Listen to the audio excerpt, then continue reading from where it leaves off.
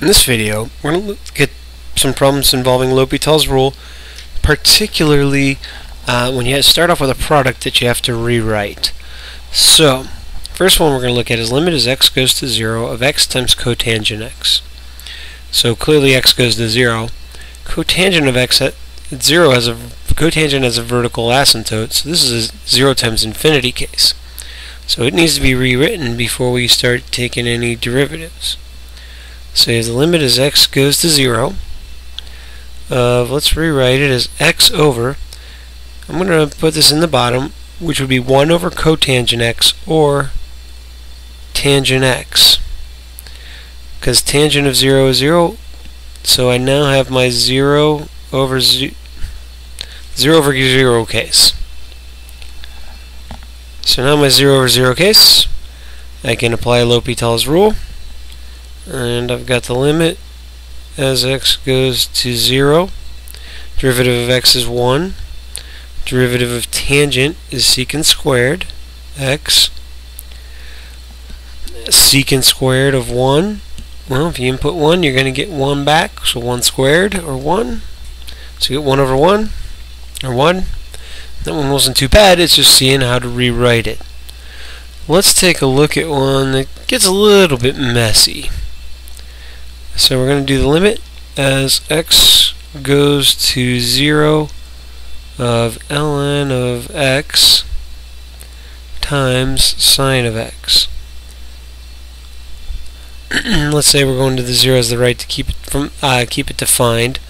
Ln of x is asymptotic there, so it's going to go to infinity. This is 0, so we've got an infinity times 0 case. So we're going to want to rewrite this so that we have 0 over 0 or infinity over infinity. Whenever possible, I like to try and leave ln of x on top. So I'm going to put 1 over sine x in the denominator. We'll remember 1 over sine x is cosecant x. Now I've got my infinity over infinity case. So I'm going to do my L'Hopital's, and I'm going to take the limit as x goes to 0 from the right. Derivative of ln of x is 1 over x. Derivative of cosecant x is an interesting one. If you remember it, it's negative cosecant x cotangent x. And before we do any more work, we're going to want to try and rewrite this. So I've got 1 over x on top.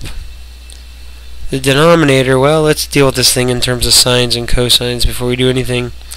Cosecant is 1 over sine x.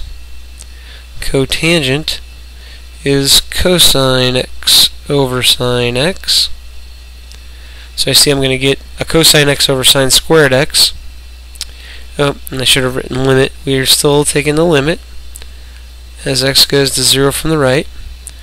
And what I'm going to have sine squared x all over x cosine x. And it will be negative. What I did is multiplied these two together and then flipped and multiplied. Now if I look at where it's going from the 0 to the right, I got a 0 over 0 case. It qualifies for another L'Hopital's rule. So we're going to need to calculate the limit again as x goes to 0 from the right. Calculating it on top, we'll just leave the negative up front right now. I have 2 sine x cosine x all over.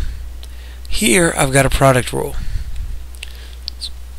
So I've got x times the derivative of cosine, which is negative sine x, plus cosine x times the derivative of x, which is 1. Now we're going to see if we can plug 0 in. If I plug 0 in, because of this right here, top is 0. This 0 times 0 plus 1. So this actually becomes 0 over 1 or 0.